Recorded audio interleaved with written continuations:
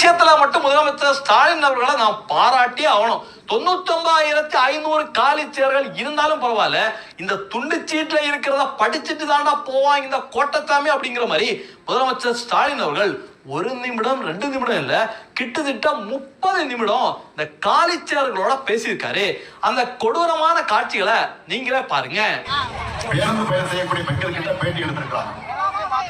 பேட்டி எடுத்தவரும் ஒரு பெண் செய்தியாளர். அதுல பெண்கள் எல்லாரும் என்ன சொல்றாங்கன்னா,